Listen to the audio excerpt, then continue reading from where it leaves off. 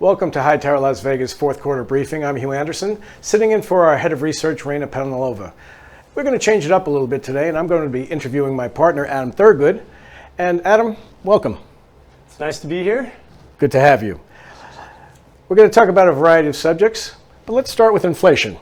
The CPI data came in on Tuesday, and it was slightly ahead of better than expectations, but well off the Fed's target. And yet the market took, the stock market specifically, and the bond market, quite frankly, took off to the races both Tuesday and Wednesday. Let's talk about that a little bit. Yeah, it was an interesting set of events. The market has been worried that the Fed was going to continue to raise interest rates because we've seen an uptick in inflation on a 3-month annualized basis since August. And this inflation print came in lower than expected, better than expected.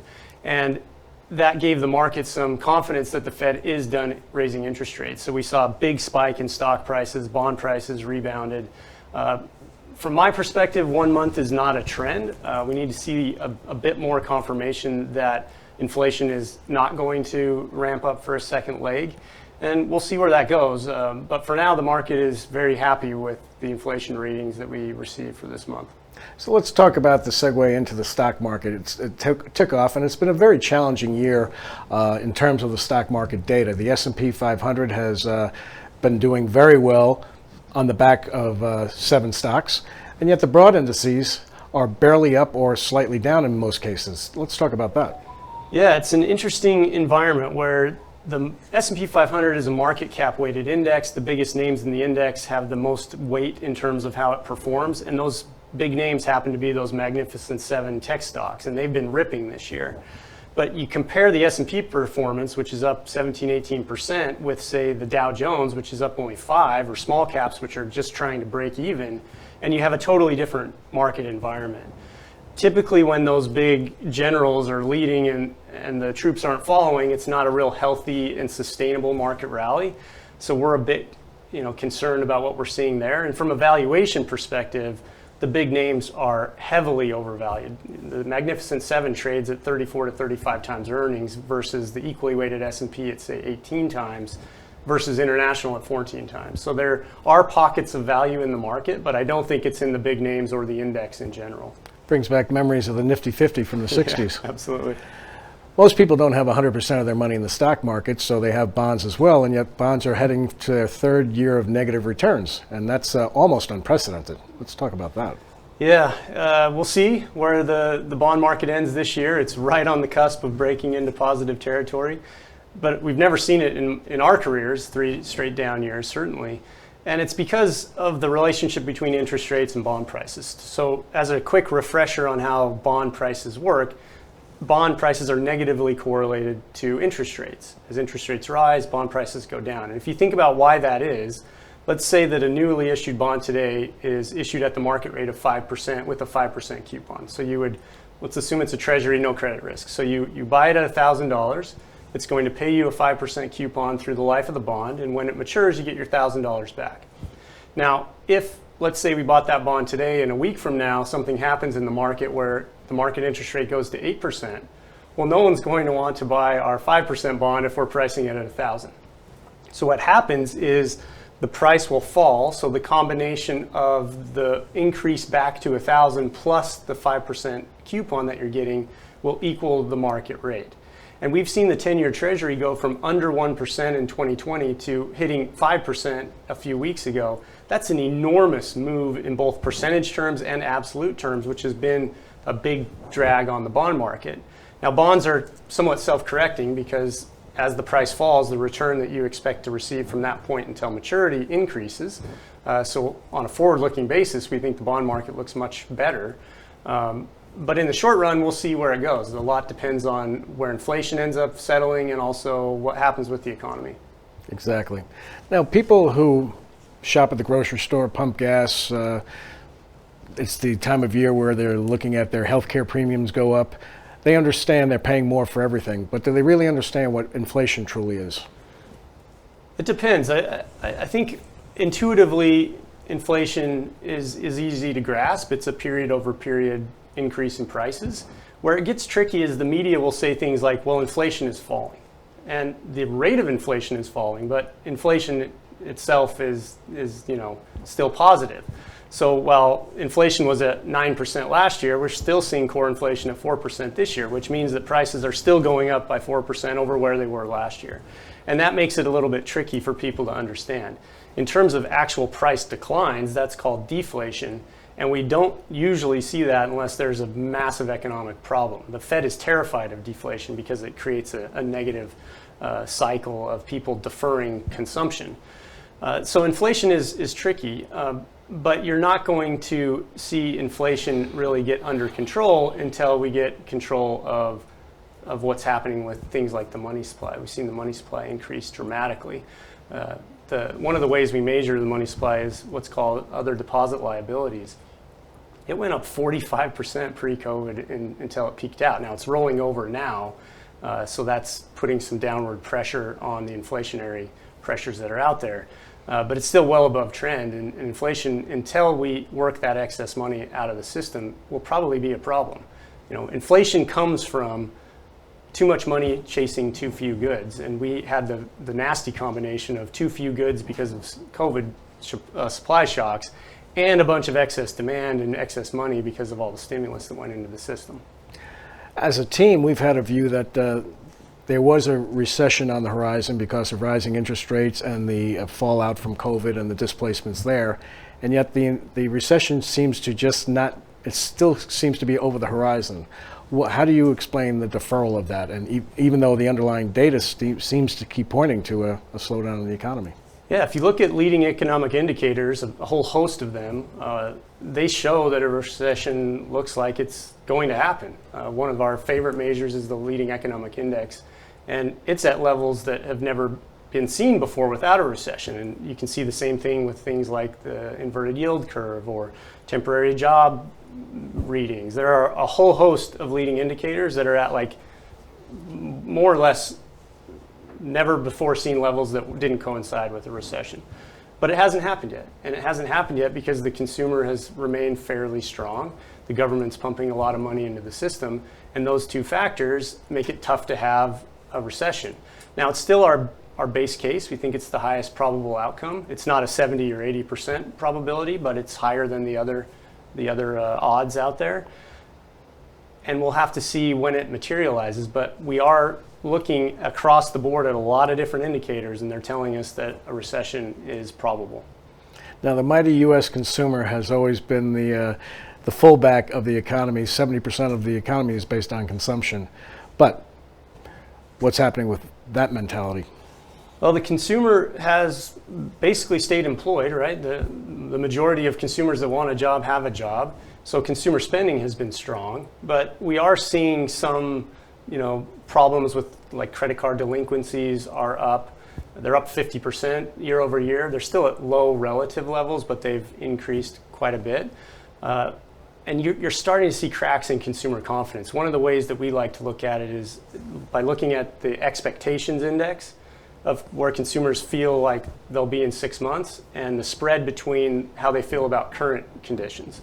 And when that spread gets to about minus 50, you're almost always in a recession. Well, today we're minus 75. So the consumer is feeling very nervous about what's ahead. They're feeling okay about what's happening, but as excess savings get worked off from those injections during COVID, and inflation continues to increase prices, the consumer's feeling less and less solid about their position. Right, and so because they had job security, one of the things that we saw during COVID was the great resignation, where many retiree age folks felt financially secure enough to leave the workforce permanently. And many employers over the last couple of years have now been very reticent to downsize their workforce, even though they're looking at the face of a slowing economy, because they're afraid they won't be able to replace them. What do you think of that? Well, certainly you can see that play out in the statistics. There are still way more job openings than unemployed people. And it's tough to have a deep recession if everybody has a job. So the labor market on the surface looks quite strong, but there are leading indicators of the labor market that don't look that great. The Kansas City Fed's labor index has rolled over. The NFIB Small Business Optimism Index that we pay attention to, that looks at how hard jobs are to fill, to fill has rolled over. And while they're still at high absolute levels, on a relative basis, they're showing trend change. So we are potentially seeing a shift in the labor market. Now, it really boils down to CEO confidence at the end of the day. CEOs love to see their compensation go up, which in the public world means the stock price doing well. In the private world, it means that their sales are growing and their revenues or their margins are expanding.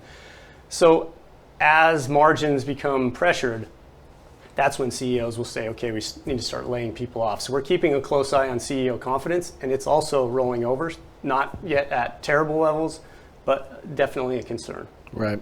And the topic for another day, though, is the skills gap. We have a lot of jobs that are sitting there open, but we don't have the people with the skills to fill them. We saw the government pump. And during COVID, they brought in the fire hoses and pumped money into the economy to keep it going while the global economy was shut down.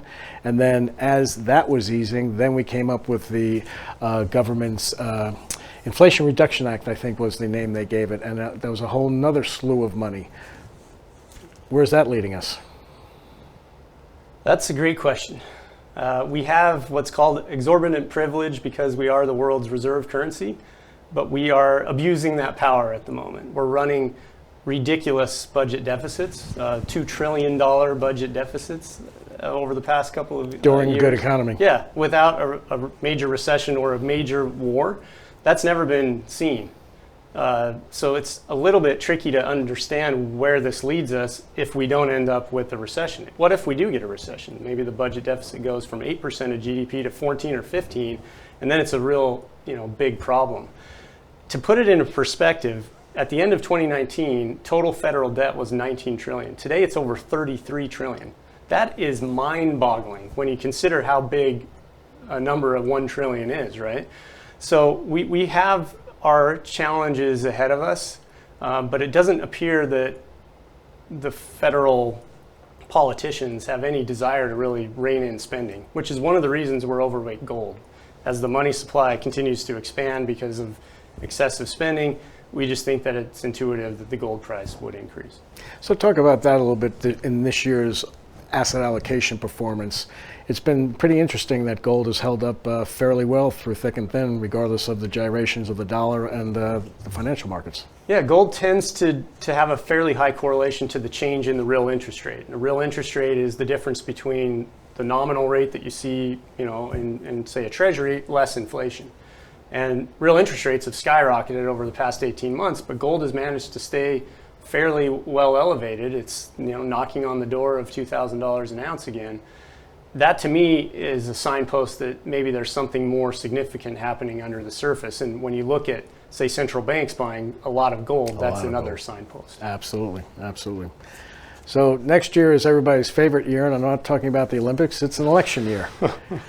Let's talk about what that's going to do to impact our thinking on the outlook. Well, let's remember that every politician's number one objective is to be reelected. So that's the first thing on the horizon. Now, from an interesting standpoint, in reelection years, when the president is running for reelection, they're typically pretty good for the stock market. When the president wins, the market's up on average 5%. When the president loses, they're up when the president wins, the market's up 10%. When the president loses, this market's still up 5%. And we haven't seen a down re-election year since the 1950s. I think it was 1952. The numbers are much worse if you look at years where two candidates are running that were not the immediately prior president. So we'll have to see how that plays out. But from a polling perspective, it looks like a Trump-Biden election again. Both of them are tracking at about 40% probability of winning the election. But what's interesting is that if you look at, say, how Trump performs versus a general Democrat, the general Democrat appears to be crushing Trump, and vice versa. If Biden runs against a general Republican, the spread is huge. So there's a bit of strategery, in the words of George Bush, that needs to happen here about the party's candidate, especially if one of those two drops out. Now, Biden's approval ratings are in the toilet. They've been falling like crazy. And there's been some speculation that someone else will jump in. And now we have Joe Manchin potentially entering as a third-party candidate. So there's a lot to consider on the political front. But we'll just have to wait and see how the next couple of months play out. By March, we'll know if Biden is running and Trump is, the candidate. Right. So that will give us more clarity on how to think about the election from that point forward. Those positive returns in the election year, though, are usually because the incumbent administration is giving out the goodies. Yeah. Well, the goodies have already been given out, and the sack of goodies is kind of empty. You think that's going to play into this? It could. There's something called the Treasury General Account that needs to be taken into consideration, and that's essentially the Treasury's checking account. And they've built that up to a fairly high level. I think it's around 800 billion now. So they have a lot of dry powder that they could inject into the economy to juice it. Now, interestingly, Mnuchin, who was Trump's Treasury Secretary, also had a very high level of TGA, but he did not inject it into the system.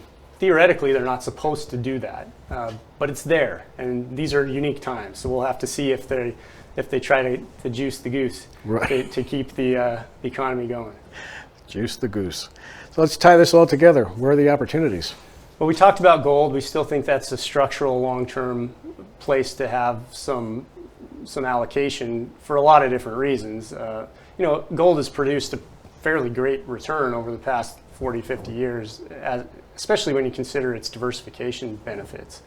But when we look at other parts of the market, the bond market certainly looks better than it did a year ago. And we do like the TIP market, the Treasury Inflation Protected Bond market, because that gives you some exposure to the change in interest rates. If real rates come down, those prices go up. But it also protects you against inflation because the par value of the bond increases as the inflation reading comes out. So we do have a fairly positive view on the TIPS market. The question is, do you extend duration yet or not? That's still dependent on where the inflation feel is and also what happens in the economy.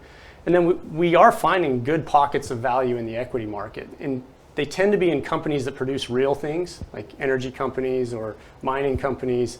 International companies have a much better valuation. So the key is to really find the areas that you can put together in a way that makes sense from a overall portfolio standpoint. But we are bullish energy long term. We think that is going to be a place where the drastic underinvestment that we've seen over the last decade is going to catch up with us. And we remain overweight international markets because that's where the true value is in the equity market globally. So elaborate on the tactical versus strategic approach.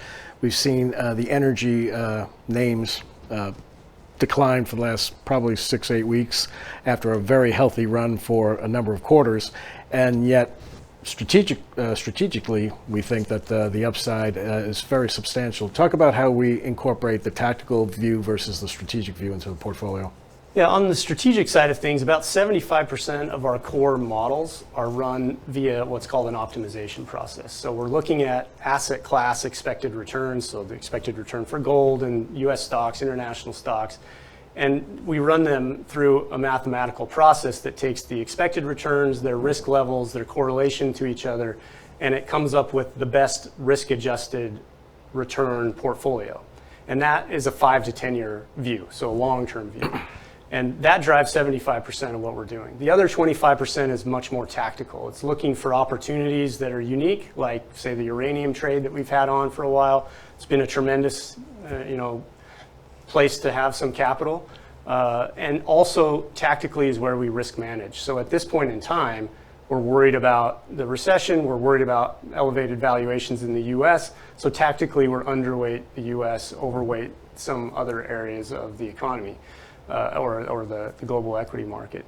And at the end of the day, what we're really trying to do is create portfolios that help us get clients to their goals with the least amount of risk as possible.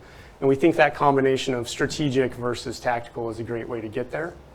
Specifically on energy, we think it's one of the best ways to hedge a portfolio, because if oil prices spike for a variety of reasons, it could just be demand starts to ramp up globally, or let's say something major happens in the Middle East, oil prices are a huge influence on overall inflation.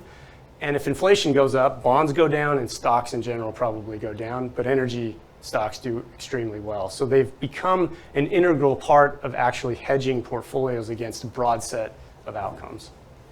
Well, that's it, Adam. We really appreciate those insights. This has been Hightower Las Vegas fourth quarter briefing. You heard it here first. If you have any questions for us, don't hesitate to reach out via our website or via email. And we look forward to the first quarter with a lot happier news. I'm Hugh Anderson.